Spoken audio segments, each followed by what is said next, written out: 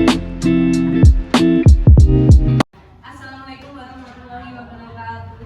Waalaikumsalam warahmatullahi wabarakatuh.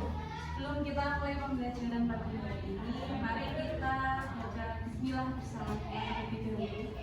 Bismillahirrahmanirrahim. Oke, pada hari ini kita akan melanjutkan materi dari minggu kemarin ya, yaitu tentang hubungan Pancasila dengan Undang-Undang Negara Republik Indonesia tahun 1945. Kira-kira ada yang tahu hubungannya apa? Ini kita lanjut materinya langsung saja ya. Oke, ini dia. Jadi Pancasila itu merupakan dasar negara, pandangan hidup dan ideologi negara. Adapun Undang-Undang Negara Republik Indonesia tahun 1945 itu merupakan konstitusi negara Indonesia. Jadi hubungannya antara Pancasila dan Republik itu saling berkaitan. Karena Pancasila itu sebagai dasar negara, pandangan hidup dan ideologi dengan Undang-Undang NRI tahun 1945 itu merupakan konstitusi negara. Ini ya. Kemudian apa hubungannya Pancasila dengan UUD NRI tahun 45? Pernah ada yang melihat ini pembukaan? Pernah ya? Pernah membaca? Pernah. Ini adalah Undang-Undang Dasar atau pembukaan UUD 1945 yang mungkin kalian sering mendengar ketika upacara hari Senin ya. Nah, ini ada berapa alinea kira-kira? Ada 4. Jadi di pembukaan ini pernah baca ya, ada bunyi Pancasilanya enggak? Ada di alinea berapa? Alinea keempat. Jadi ini ya, Pancasila itu tercantum dalam pembukaan UUD di alinea keempat.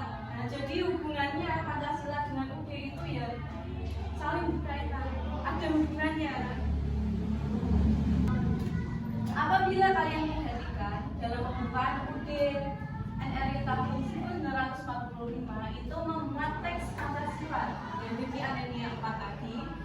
Oleh karena itu, meski batang tubuh UUD NRI tahun 45 mengalami beberapa kali perubahan, tapi pembukaannya tetap atau tidak boleh berganti. Jadi kalau kalian pernah dengar amandemen, pernah ya? Ada materi amandemen. Nah, itu kan perubahan UUD kan? Perubahan undang-undang dasar itu yang ada pasal-pasalnya itu bisa diubah. Tapi kalau pembukaan UUD yang dibaca setiap hari Senin ketika upacara itu tidak boleh diubah, karena dalam pembukaannya itu terdapat Pancasila sebagai dasar negara serta cita-cita atau tujuan berdirinya NKRI. Nah, jika pembukaan UUD tahun 45 itu diganti, maka dianggap sama dengan mengubah dasar dan tujuan mendirikannya negara kesatuan Republik Indonesia. Kemudian dalam hal ini Pancasila itu disebut juga sebagai sumber dari segala sumber hukum negara yang melandasi batang tubuh UUD NRI tahun 45. Jadi Pancasila itu disebut sebagai sumber dari segala sumber hukum. Sumber hukum di Indonesia itu banyak ya, ada UUD. Kemudian ada peraturan daerah, peraturan pemerintah atau presiden. Nah, itu dari beberapa sumber hukum itu yang paling mendasar atau yang paling utama itu Pancasila. Karena Pancasila itu disebut sebagai sumber dari segala sumber hukum. Jadi undang-undang itu harus menganut Pancasila. Dengan demikian, selain berkedudukan lebih tinggi dari UUD NRI tahun 45, Pancasila ini harus dijadikan pedoman baik oleh pemerintah maupun warga negara Indonesia dalam kehidupan sehari-hari. Nah, Pancasila menjadi dasar penyelenggaraan kehidupan bangsa dan bernegara sehingga menjadi acuan setiap aturan perundang-undangan, sistem pemerintahan, sistem demokrasi ataupun sistem sosial kemasyarakatan. Nah, ini menjadi acuan di setiap segala sistem ini. Kemudian lanjut, ini Pancasila yang tercantum pada pembukaan UUD NRI tahun 45 itu dijabarkan pada pasal-pasal dalam Undang-Undang NRI tahun 45. Nah, lalu Undang-Undang NRI tahun 45 itu menjadi dasar penyelenggaraan negara yang dijabarkan pada setiap peraturan perundang-undangan yang ada di Indonesia. Nah, oleh sebab itu negara berdasarkan Pancasila dan UUD NRI tahun 1945 itu diselenggarakan dengan semangat yang dipandu oleh nilai-nilai religiusitas bangsa, pengakuan terhadap hak dasar dan martabat kemanusiaan, serta tetap berlandaskan pada kesepakatan bangsa untuk mengedepankan kepentingan bersama memperjuangkan keadilan dan justice. Hubungan Pancasila dengan UUD NRI tahun 45. Jadi Pancasila itu tidak dapat dipisahkan dari Undang-Undang Negara Republik Indonesia tahun 1945 dan sistem ketatanegaraan. Karena hubungan antara Pancasila dan Undang-Undang Negara Republik Indonesia tahun 1945 itu seperti hubungan antara roh dan jasad yang tidak bisa. Misalkan ada rohnya tapi nggak ada jasadnya, itu kan nggak bisa dikatakan hidup ya. Apalagi kalau ada jasadnya tapi tidak ada rohnya, nah, itu kan berarti tidak bernyawa kan. Gitu. Seperti itulah contohnya Pancasila dengan undang-undang. Maka roh dan jasad itu tidak bisa dipisahkan. Kemudian Pancasila merupakan roh dan undang-undang tahun 45 merupakan jasadnya. Maka itu tidak bisa dipisahkan. Pancasila merupakan nilai-nilai utama, sedangkan di NRI tahun 1945 itu merupakan bentuk hukumnya, sehingga tidak dapat dipisahkan satu dengan lainnya. Nah, itu kan yang saya jelaskan ya. Itu nilai-nilai dari Pancasila. Jadi Pancasila itu kan merupakan nilai-nilai utama, sedangkan undang-undangnya itu bentuk hukumnya. Jadi tidak bisa dipisahkan karena mereka itu bagaikan roh dan jasad. Kalau ada rohnya nggak ada jasadnya, ngeri ya. Jadi kalau ada jasadnya nggak ada rohnya juga tidak bisa dikatakan hidup atau tidak bernyawa. Jadi ini contoh pasal dalam UUD NRI tahun 1945 yang terinspirasi dari Pancasila. Pada sila ke-1 itu ada pasal 29 ayat 1 dan pasal 29 ayat 2. Adapun pasal 29 ayat 1 itu berbunyi negara berdasar atas ketuhanan yang Maha Esa. Kemudian yang pasal 29 ayat 2 itu negara menjamin kemerdekaan tiap-tiap penduduk untuk memeluk agamanya masing-masing dan beribadah menurut agamanya dan kepercayaannya. Jadi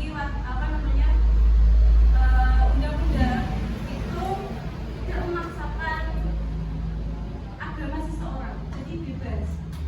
Ketika seorang itu mau memeluk agama apa itu terserah ya. Itu tidak ada pemaksaan. Kemudian di sila kedua itu ada pasal 27 ayat 2.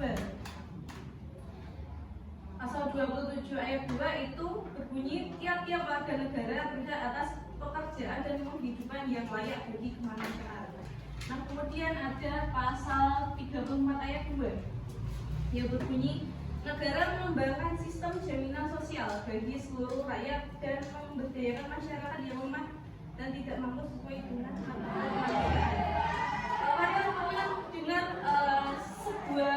ada sebuah pabrik di mana dia itu mempekerjakan orang-orang yang disabilitas, atau bahkan kafe. Kalau kalian pernah lihat di sosial media, ya, itu ada seorang yang dia itu pemiliknya itu kaya, punya segalanya, akhirnya membuka kafe dan kemudian mempekerjakan orang-orang yang disabilitas atau dan itu kita bisa contoh ya, orang-orang yang masih disabilitas atau berkebutuhan khusus itu masih semangat dalam menjalankan kehidupannya. Jadi kalian itu yang masih dikasih kesehatan, kesempurnaan, itu silakan dengan semangat gitu, jangan sampai lemas gitu. Dan kemudian di sila ketiga itu ada pasal 31 ayat 5, ya, dimana pemerintah memajukan ilmu pengetahuan dan teknologi dengan menjunjung tinggi nilai-nilai agama dan persatuan bangsa untuk kemajuan peradaban serta kesejahteraan manusia. Kemudian di sila pada pasal 22E ayat 1. Yang dimana pemilihan umum dilaksanakan secara langsung, umum, bebas, rahasia, jujur, dan adil atau berjudil ya. Setiap 5 tahun sekali. Jadi untuk pemilu nanti kalian kalau udah punya KTP baru bisa memilih ya. DPR, presiden, wakil presiden. Nah itu kalau presiden itu 5 tahun sekali. Itu. Nanti kalian nunggu 5 tahun lagi ya. Kan baru kemarin soalnya pemilu 5 tahun lagi. Kemudian di pasal 22E ayat 2 juga pemilihan umum diselenggarakan untuk memilih anggota DPR, DPD, presiden, wakil presiden, dan DPRD.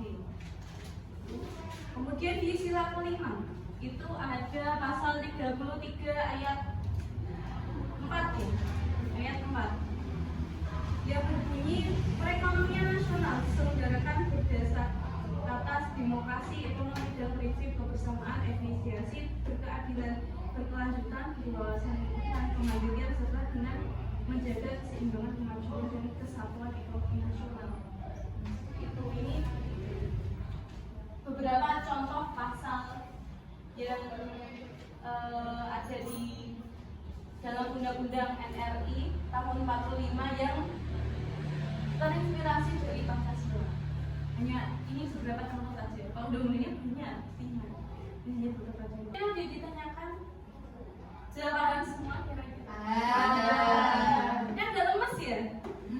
Udah capek ya? Iya, siap. Siap. Harus tetap semangat ya. Kayak ini sudah di akhir belajaran, sudah selesai, sudah paham semuanya dan tidak ada yang ditanyakan. Kalau begitu kita cukupkan sampai di sini saja karena sudah tidak ada pertanyaan dan tidak ada tanggapan atau mungkin ada yang menanggapi. Menurut saya seperti ini nggak ada ya. Oke, sudah cukup, kita cukupkan sampai di sini. Untuk mengakhiri pembelajaran kita pada hari ini, mari kita membaca penggalan bersama. Alhamdulillahirabbil alamin. Sekian yang dapat saya sampaikan, kurang lebihnya mohon maaf. Sampai bertemu di pertemuan yang berikutnya. Tetap jaga kesehatan. Oke, kita akhiri pada hari ini, pertemuan kita pada hari ini. Sampai jumpa di pertemuan berikutnya.